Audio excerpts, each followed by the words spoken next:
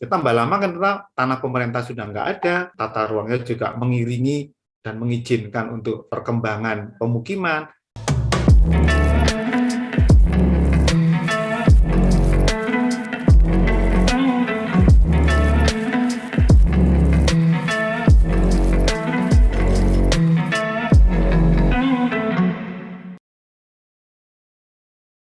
Assalamualaikum warahmatullahi wabarakatuh.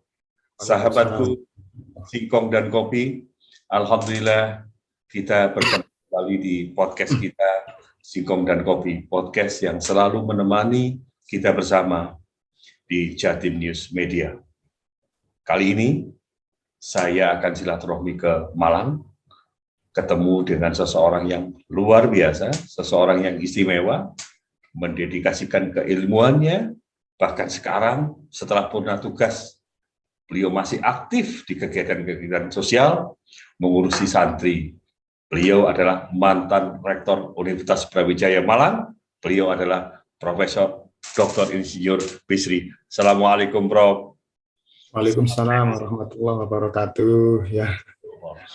Ini Malang hujan apa masih gerimis atau masih terang benderang, Prof? 05. Hujan, tadi agak deras, sekarang sudah mulai gerimis, sekarang tinggal gerimis ini, tapi masih hujan. Iya, apakah kira-kira sama Profesor di Malang dengan saya yang Surabaya ketika hujan, apalagi panjang, apalagi mendungnya pekat begitu, mikir banjir apa ora begitu, Bob?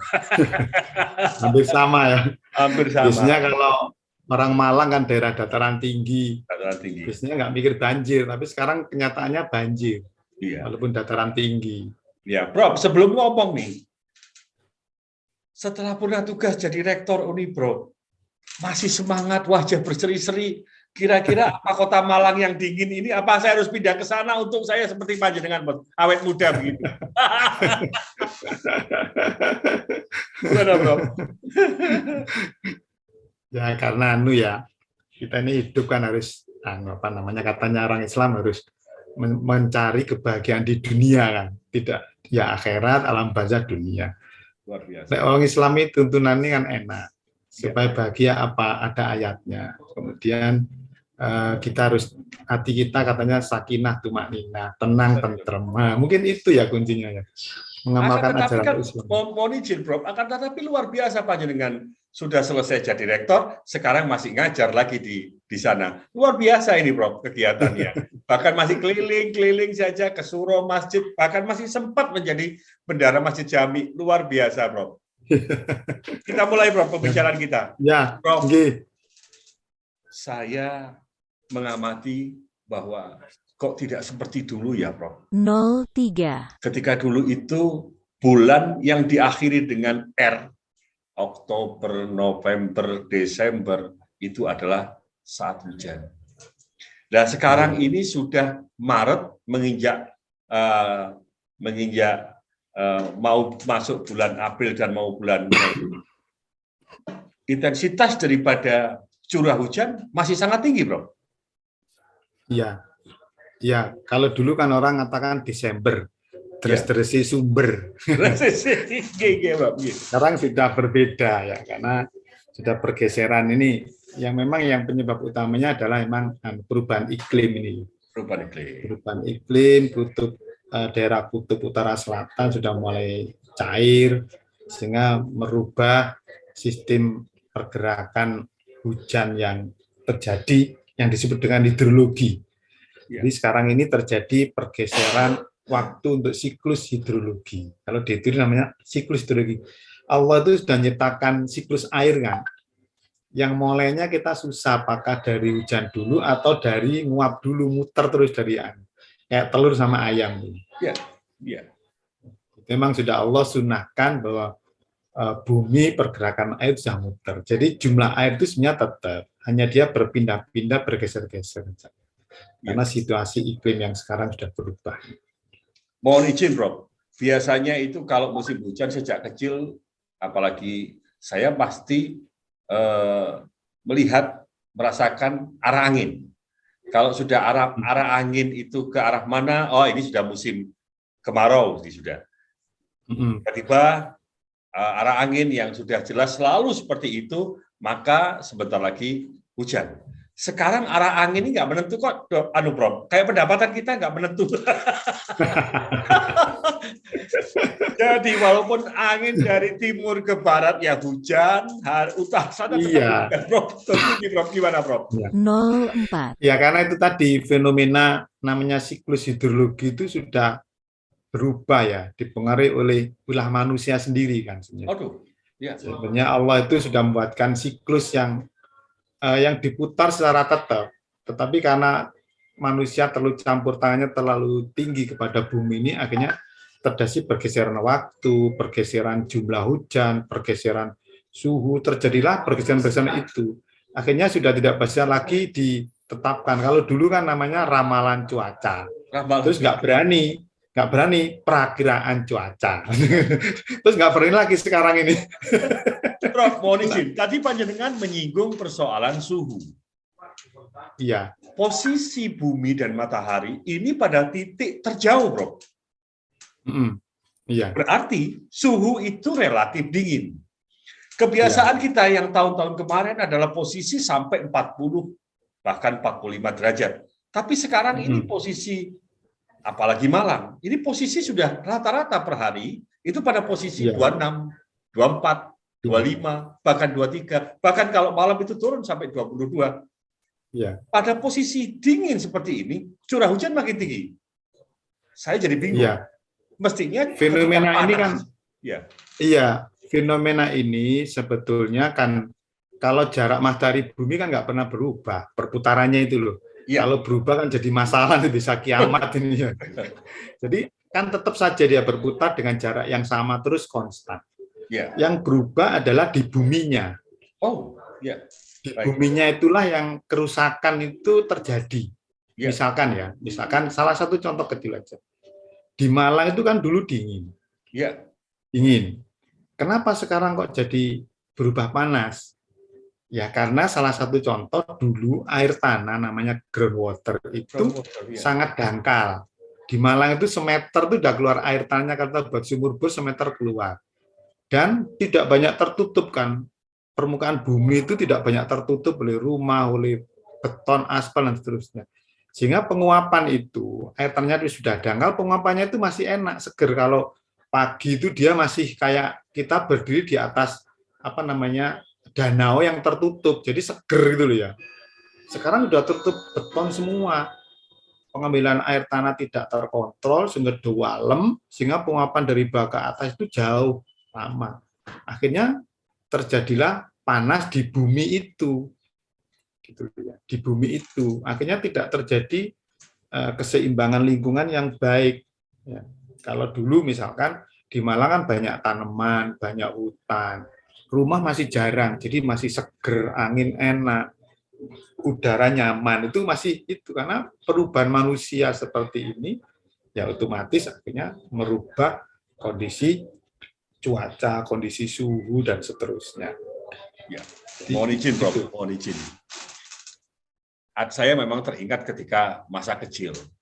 Di tahun 70-an itu, tahun 70-an, ketika almarhum ayah dan ibu mengajak berkunjung ke Kota Malang.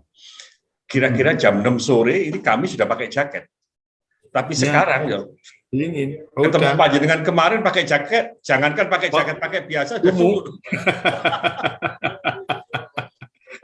Dan ketika kita jalan, Prof, mulai dari Sidoarjo naik, ketika Pasuruan, kemudian masuk ke Pandaan, itu sudah udara luar biasa. Sekarang jangan Pandaan, Prof. Sudah di Lawang saja sudah bangunan sudah berdiri tidak karu-karuan. Iya. Dulu Pandaan waktu saya kuliah kan disebut dengan surganya padi kan. Iya. Dulu kan ada irigasi teknis, hamparan padi yang luar biasa di Pandaan. Belum ada industri kan. Ya. Belum ada industri, masih hamparan padi. Jadi sawah, airnya masih bisa memberikan suhu yang dingin. Ya kan terbuka, sawahnya ada airnya, penguapannya masih bagus, sehingga udaranya dingin. Sekarang tertutup semua, nggak bisa nguap, persis kayak di Saudi Arabia, panas, suhunya semakin panas. Kita masuk ke materi, Prof.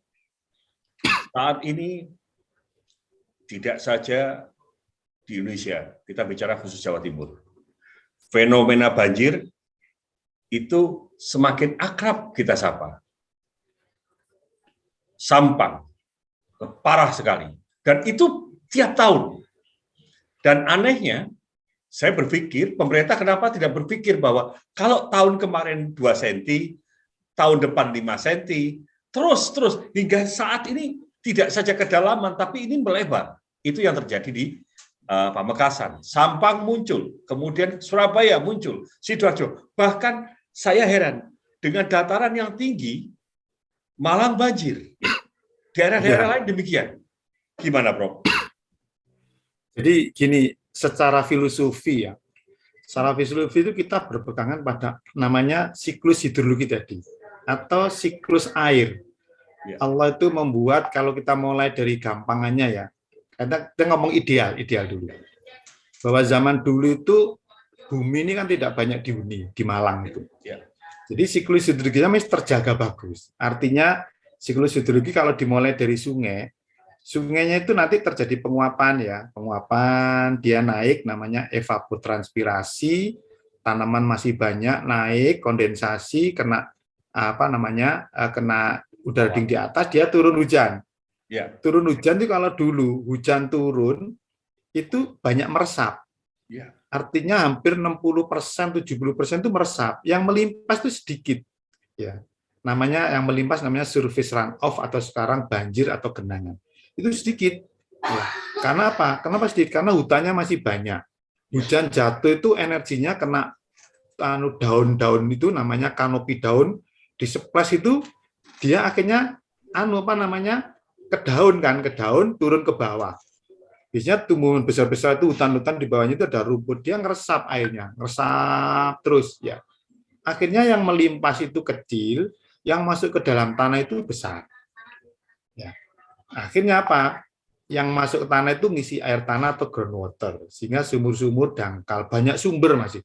Di Malang dulu banyak sumber, di belakang rumah saya itu ada sumber, namanya orang Jawa belik apa-apa itu.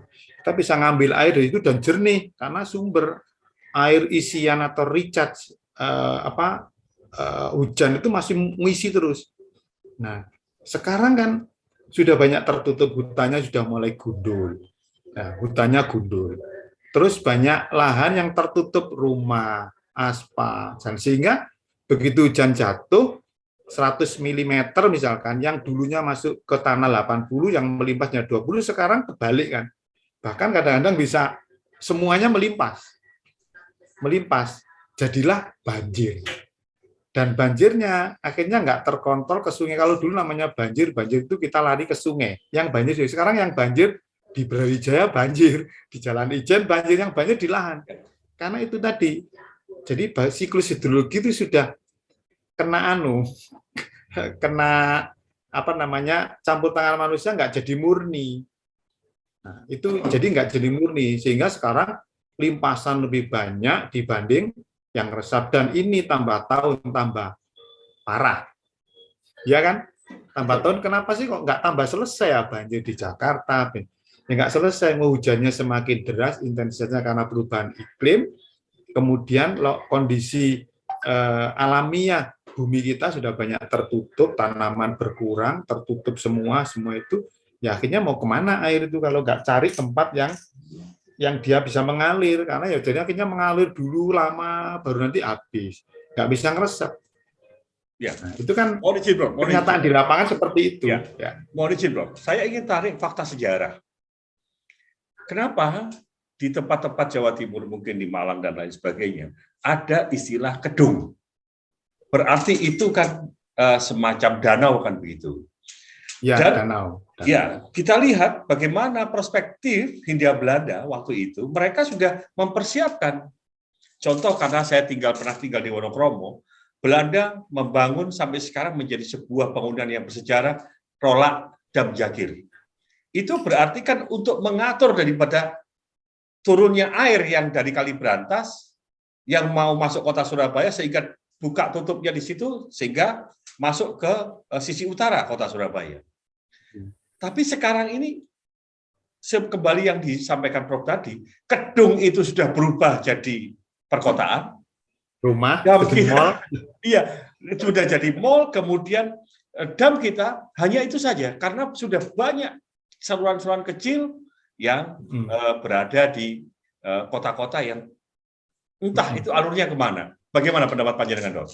Ya, jadi begini, Belanda itu memang ahli air ya. Ya. Orang yang ahli sumber daya air karena negaranya dia berada di bawah laut ya. Sehingga memang ilmu tentang air, nah, kan kita mesti pakai ilmu ya. Ini banyak yang mungkin belum paham tentang ilmu air.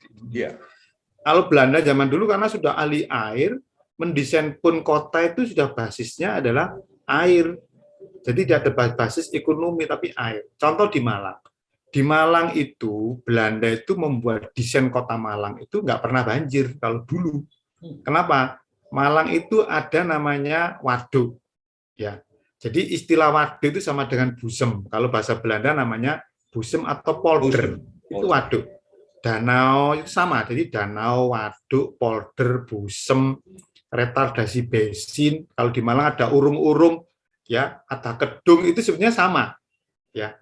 Adalah waduk atau danau ya, danau. Malang itu kalau dari barat, kita dari barat itu mau ke kota Malang, itu sudah dibuat benteng-benteng waduk. Saya itu kan daerah Majen Panjaitan, itu Jalan Bogor itu dulu ada waduk. Waduk sudah dibuat, jadi air dari atas itu masuk waduk dulu, ngantri dulu baru ke saluran.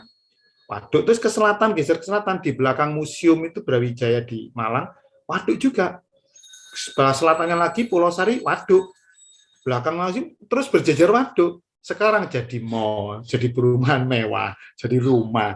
Akhirnya ya nggak ada tempat parkir toh, nggak ada tempat resapan. Udara jadi panas, itu habis. Terus rumah itu saya pernah riset di Jalan Ijen dengan mahasiswa S2 saya itu, rumah itu sudah didesain ramah air. Jadi rumah itu ada talangnya. Kalau sekarang kan rumah banyak cucuran ya, itu ada talang. Jadi dari genteng turun ke talang itu dimasukkan ke namanya sumur resapan. Jadi kayak lubang dimasukkan. Terus buangan limbah domestik juga dimasukkan ke sumur resapan itu. Jadi setelah dibenahi ada kotak supaya yang kotor-kotor nggak bisa terlalu masuk, yang kasar-kasar itu baru sumur injeksi. Terus belakang rumah itu biasanya batu-batuan kerikil itu, nggak langsung dicor, kerikil ada tanaman sehingga tidak ada setetes pun air yang keluar dari rumah itu ke jalan. Jadi begitu ke rumah itu sudah habis meresap semua.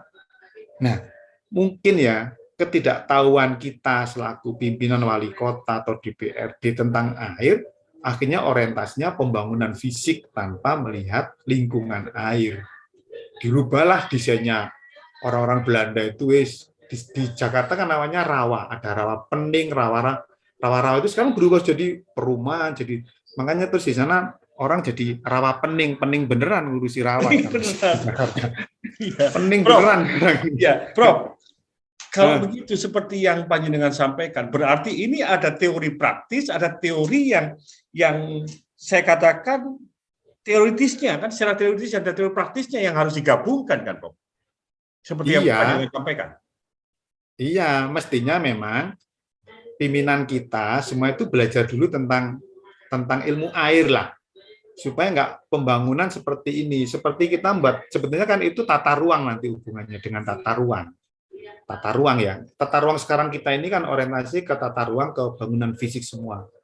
Dan juga susahnya tata ruang kita ini selalu berubah. Dan berubahnya nggak menambah jumlah lahan kosong, menambah jumlah perumahan. Di Malang ya, saya pernah mengkritisi DPRD. Tahun 80-an saya dijadikan narasumber untuk bicara tentang konservasi air. Saya lihat tata ruang Malang pada saat di desain awal itu masih banyak yang hijau, warna di tata ruang. Terus begitu tahun 80 lebih itu loh kok jadi banyak kuningnya. Kuning itu artinya dirubah jadi permukiman. Tambah lama itu nggak tambah berkurang tata ruang jenis RT RW-nya, Perda RW, jumlah kuningnya nggak tambah berkurang. Mungkin waktu itu yang menang Golkar semua barangkali ya. Jadi semua tambah kuning. Artinya tambah ada perubahan fungsi di situ kan, Prof? Iya, alih fungsi lahan namanya. Alih fungsi lahan. Sehingga mau nggak mau kan jadi jadi seperti ini kita nikmati hari ini. Ya. Di Malang itu dulu ada waduk, hilang semua. Mohon izin, Prof. Ya. Bukan kenapa kita tidak kembali kepada konsep lama, yaitu konsep Belanda. Saya mencoba membaca, Prof, bagaimana di Rotterdam, di Amsterdam, dan lain sebagainya, mereka itu menyatukan antara daratan dengan laut. 002. Dengan pada kombinasi posisi pasang surut. Ya. Kalau ini dimanfaatkan untuk daerah-daerah seperti Pamekasan, Sampang, Surabaya, gimana, Prof? Iya, cuman kan kita problemnya tata ruang kita nggak rigid, nggak berbasis pada konservasi air. Selama tata ruangnya terus berubah, terus jadi dulunya hijau, dulu P3 jadi Golkar, terus gimana? Wong boleh kok, misalnya gini sekarang, saya punya sawah 10 hektar, daripada saya tanami padi, saya rugi terus kan? Wong padi itu subsidi, ya tak jual aja, saya bisa beli Mercy 10 hektar berapa? 1 juta itu. Orang teranu ekonomi karena juga Indonesia itu menganut azas, sehingga kan milik saya sendiri. Akhirnya developer belilah sawah. Nah, nanti tahu kalau tata ruangnya mau dirubah kuning, belilah itu. Akhirnya sudah nggak terkontrol. Jadi karena nggak terkontrol, pemerintah seperti nggak bisa mengendalikan itu. Ya akhirnya ya seperti sekarang ini banjir. Siapa yang salah? Ya semuanya. Ya. Padahal Belanda itu dulu tidak. Di Malang misalkan ya, banyak sungai, saluran itu, mesti saluran itu ada sempadannya. Sekarang sempadan jadi rumah, bahkan badan sungai jadi rumah. Nah, ya kan? Susah, kita nggak bisa lagi mengendalikan itu. Prof, pertama, bentar ya, Pak. Yang menarik Panjenengan menyampaikan tentang saluran. Mohon maaf, bercerita sedikit, berkeluh kesah masa kecil. Saya tidak perlu ke Batu atau ke Selekta untuk menikmati air bersih. Cukup di depan ya itu masih bening. Saya suka mandi, Prof, ketika di Ngebruk, di tepi jalan di depan danau itu tempat saya sama adik saya untuk berenang di situ. Sekarang saja melihat pun boten kolu, Prof. Jadi kayak permen coklat sekarang kan? Ya, kembali ke inti, Prof. Sekarang, bagaimana peran pemerintah Provinsi Jawa Timur, wabil khusus Bu Kofifa, Mas Emil, dengan perangkatnya, tentunya di sini ada PU dan segala macam, melihat persoalan ini paling tidak 2 tahun ke depan dengan pengalaman 1 tahun yang seperti ini, Prof. Iya. Bagaimana, Prof? Yang pertama ya pengendalian tata ruang. Ya, jangan lagi legislatif membuat tata ruang yang memang akhirnya membolehkan semua dikuningkan, semua dibuat pemukiman. Memang saya menyadari itu repot karena itu tanahnya orang per orang dan punya sertifikat. Kalau dilarang kan susah juga. Ya. Kecuali kalau pemerintah mengambil alih, dibelilah oleh pemerintah. Tanah-tanah itu dijadikan kawasan hijau atau taman terbuka. Tambah lama kan tanah pemerintah sudah nggak ada, tambah lama terus tata ruangnya juga mengiringi dan mengizinkan untuk perkembangan pemukiman. Akhirnya terjadi itu. Kalau saya satu pengendalian, pemerintah harus hadir untuk pengendalian tata ruang. Itu harus. Yang kedua ya harus mengeluarkan uang cukup banyak karena akhirnya dampaknya kita menggunakan teknologi-teknologi yang harus canggih, nggak bisa lagi teknologi ecek-ecek. Ya kayak di Surabaya itu akhirnya buat saluran di bawah tanah kan, salurannya lebar besar, tapi kan butuh biaya yang luar biasa kan di bawah jalan karena kita nggak mungkin lagi buat saluran di sekarang ini sungainya sudah pinggir kiri kanan sudah rumah. Nah kecuali kalau kita bisa memindahkan dan menguntungkan mereka dikembalikan ke fungsi semula sungai-sungai yang ada, dikeruk sedimennya gitu. Jadi yang besar-besar ini harus pemerintah hadir, mulai berpikir yang makro, yang besar, tapi butuh dana banyak. Lamongan kan nggak pernah selesai, kenapa? Di Lamongan sungainya nggak pernah dikeruk, kenapa nggak dikeruk? Nggak punya uang, dananya cukup besar. Jadi dampak sekarang ini akumulasi dari itu, sehingga pemerintah selain pengendalian luas, sekarang harus menggunakan teknologi canggih, tinggi, yang nggak anu. Ya, salah satunya, kalau sekarang, kondisi sekarang, kalau di Surabaya pun, yang buat saluran yang besar-besar, dibuang langsung ke ke laut, nanti di laut kayak di Jepang itu kalau mau di laut dibuatkan busem bawah tanah. Jadi airnya ke sana punya kemiringan. Kalau di bawah tanah itu punya kemiringan. Kalau kita ikuti konturnya Surabaya nggak bisa, mau Surabaya itu dari datar. Ya kalau Malang langsung glocok bisa masuk. Artinya pemerintah ini harus mulai mendesain desain mengenai kayak master plan lah, master plan yang kombinasi antara saluran dan konservasi air. Jadi harus waduk-waduk ditambah, busem-busem itu loh, gedung-gedung ditambah. Kalau pengen tanahnya pemerintah dibuatlah gedung. Kalau perlu pemerintah beli tanah itu dibuat gedung. Tapi Surabaya juga sudah mahal beli tanah. Ini sudah barang kadung semua ini, Ustadz Manufan ini barang kadung, jadi sudah. Tapi kita nggak boleh diem, pemerintah juga nggak boleh berhenti sampai sini kan. Ini kan untuk kepentingan kemasyarakatan. Kalau banjirnya sama parah, kerugiannya berapa? Banjir itu kalau rugi, tidak hanya rugian dulu. Kalau sudah banjir semeter aja orang nggak bisa transaksi keuangan, berapa kerugiannya? Ya, kerugiannya dia nggak bisa kerja, nggak bisa cari uang. Itu juga cukup besar. Jadi jangan dipikir banjir ini kejadian rutin menurut saya. Ya. Jadi ini harus sudah mulai dipikirkan secara makro dan mendalam dan cermat dan memang benar-benar ada step-step yang dengan dana yang besar. Kalau enggak Surabaya kurang apa? Sudah Bu Risma sudah membahas, ya masih banjir terus. Tambah lama enggak tambah selesai. Mohon izin, Prof.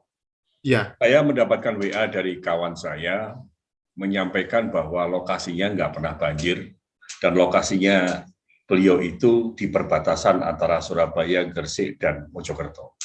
Artinya mereka ini berada di daerah penyangga atau daerah buffer zone daripada Surabaya. Otomatis ini akan membutuhkan koordinasi. Nah, ini yang berperan siapa, Prof? Kan mestinya pemerintah provinsi ketika ada banjir yang berada di antara, seperti di Kompleks Krian, di Yorejo, segala macam itu, Prof. Itu kan kewenangan pada di siapa? Bagaimana, Prof? Iya, jadi begini memang pendekatan solusi air, khususnya banjir itu pendekatannya bukan wilayah administrasi, Mang. Dia harus daerah aliran sungai, DAS namanya. Ya. Kalau itu drenasi namanya DAD, daerah aliran drenasi. Jadi pendekatannya DAS. Kebetulan di Jawa Timur ini DAS-nya cuma satu, yaitu daerah aliran sungai Kali Brantas. Siapa yang di sana sebagai leadernya? Ya gubernur kan.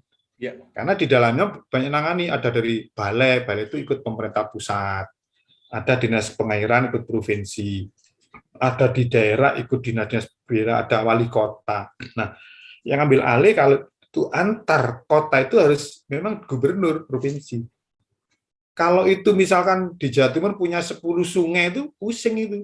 Ya, cuma satu. Kalau di Jawa Tengah itu kan ada Bengawan Solo, ada lain lagi dan semakin parah di Jawa Tengah itu Bengawan Solo juga semakin parah. Ini kita juga daerah-daerah hilir semakin coklat ini, bahkan kayak kopi ini sekarang ini. Kosong. Prof, mohon izin. Ketika debit air itu sudah semakin tinggi, otomatis dia akan semakin menenggelamkan rumah. Ada juga permintaan dari kawan-kawan agar mereka teriak ketika kiriman air itu dari Jombang, dari Mojokerto, dari Kediri, dan lain sebagainya. Ketika itu ada di responsibility daripada pemerintah Provinsi Jawa Timur, dan karena itu ada di Brantas, mereka memaksakan kalau rolaknya yang ada di Surabaya ini ditutup, maka berakibat yang ada di hulu maupun hilirnya akan bermasalah, terutama di kampung-kampung yang semestinya itu bisa kering ataupun basah sedikit, sekarang makin banjir. Karena Surabaya juga harus ditutup, karena kalau tidak ini dibuka terus, maka Surabaya jadi banjir. Ini yang saya maksud, adanya titik koordinasi terhadap daerah-daerah buffer zone bagi Surabaya. Bagaimana? Makanya nggak boleh pendekatan dengan wilayah administrasi mestinya. Pendekatannya adalah daerah aliran sungai. Jadi dari siapa pemimpinnya, ya gubernur, di dalamnya ada Perum Jasa Tirta. Ya kan? Ada Perum Jasa Tirta, ada balai, ada dinas, ada wali kota, ada bupati. Ya, kita nggak boleh terpisah dengan ada kementerian itu. Tetap sebagai yang di depan itu garda depan harus memang gubernur. untuk ini semua mengkoordinasikan semua itu adalah gubernur. Sehingga kalau itu antar kota, berarti antar administrasi diselesaikan pendekatan dengan satu daerah aliran sungai namanya. Ya. Jadi ini memang harus betul-betul duduk bareng matang. Sebenarnya sudah ada namanya perencanaan pola sumber daya air. Cuman kadang-kadang pola sumber daya air tidak link juga dengan tata ruang, tidak matching gitu loh, Ustadz Norman. Tidak matching. Sing tata ruang ngalor, sing air ngidul, jadi nggak ketemu. Sing sini buat saluran terus, situ nutupi terus gitu loh ya. Akhirnya nggak terjadi kelemahan koordinasi kita. Oke. Artinya begini Prof, kalau saya simpulkan waktu yang singkat ini kita berbincang-bincang, mudah-mudahan bermanfaat, bahwa yang paling utama adalah perubahan daripada manfaat tanah itu sendiri. Ada konversi di situ. Ketika itu sawah sudah sekarang menjadi perumahan, kedung sudah diuruk sudah jadi perumahan, kemudian sudah tidak ada persesuaian lagi, dan banyaknya yang semestinya untuk resapan sudah berubah dan perlunya ada koordinasi. Prof, monggo disampaikan closing statement-nya, dan harapan saya ini bukan terakhir kita ketemu, tetapi kita akan terus koordinasi, Prof, untuk memberikan informasi kepada masyarakat agar masyarakat kita paham melalui Singkong dan Kopi, melalui podcast kita, menyadarkan masyarakat bahwa ini bukan tanggung jawab pemerintah saja kan gitu. Ini bukan visi yang mikir, tapi kita semua yang mikir. Monggo positif punya Prof. Ya, jadi menurut saya yang pertama bahwa fenomena banjir itu adalah tanggung jawab kita semua.